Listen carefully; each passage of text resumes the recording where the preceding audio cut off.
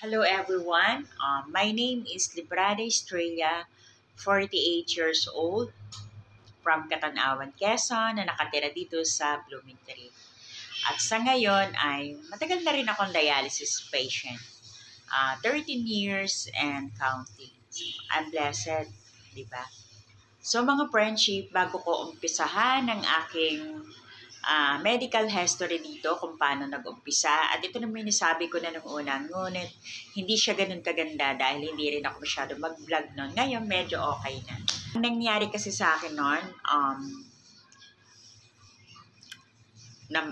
namamanas ako. Yung mga sign ng kung meron kang chronic kidney failure or malapit ka na talagang mag-dialysis. Yung mga sign na namumulikat or cramps. Tapos masakit to, may bula yung ihi, masakit yung likod, hindi mapagkakatulog at hinihingal. Yan yung mga sinyalis na nangyari sa akin, mga friendship. Bago ako emergency, kasi dito ako nalagyan dito sa lieg ng catheter. Pero umpisa ng aking medical history at going back to my accident 2006, naalala ko noon na hindi naman kalakihan truck na bangga yung sinasakyan ko at nagkaroon ako ng clot sa ulo at buti na lang yung ate ko, si Ate Flor tsaka si Ate Seni ay dinala ako sa Makati Medical Center noon. Matagal na rin, mga 2006. At yun na nga, may tama na yung kidney ko tapos meron akong TV of the brain. Yan ang mga nangyari sa akin noon. Siyempre, lagi rin ako, sabi ng doctor, damage na raw yung kidney ko so kailangan kong alagaan or tinatawag na magpa-culture. Siyempre, medyo mahal ang culture kasi na-transfer din ako sa UST para madali ako masalinan ng dugo. So, para sa akin, medyo mahirap din dahil nasalinan nga ako ng dugo.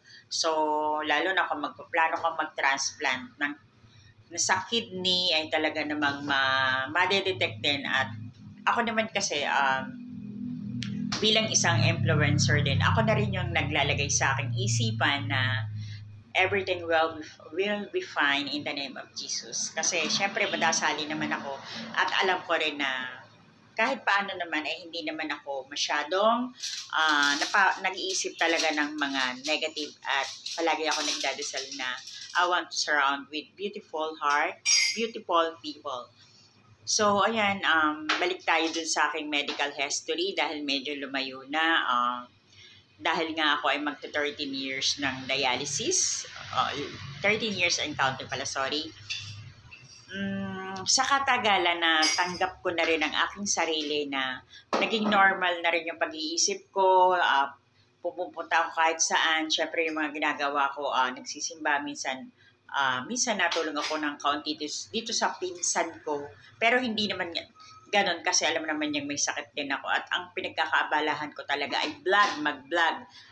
Pinablog ko yung mga OOTD ko, yung mga ginagawa ko dito sa pang araw-araw, syempre yung mga paggagala ko, yung pagsisimba ko, yung pinablog ko rin. Ang dami ko mga ginagawa.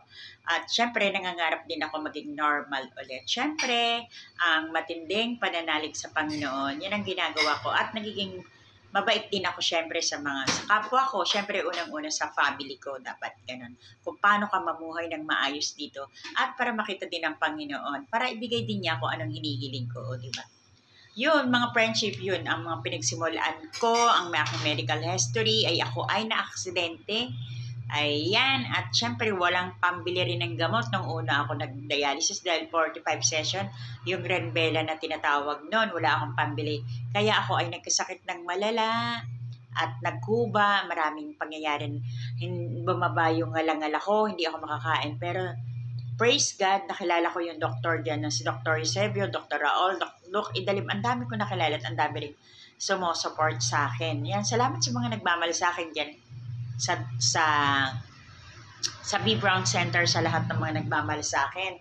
Dahil yun lagi talaga ang dinadasal ko. Maraming taong magmahal sa akin or maunawaan ako kung ano man yung mga gusto kong mangyari talaga sa buhay and everyday and attract positivity o tinatawag na affirmation at ang motivation ka naman ay kaya gusto ko rin talaga mabuhay.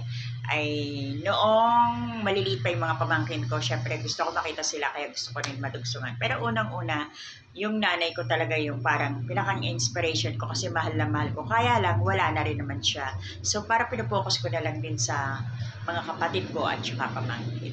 Yun lang mga friendship. Merry Christmas! At huwag kalilimutang mag-follow sa Librada Estrella, Librada128, my TikTok account, and my YouTube Librada Estrella. At maraming salamat dun sa mga sumusuporta sa akin talaga dyan. At next time, ipiplex ko yung mga pangalan nila. I love you. Thank you, Jesus. And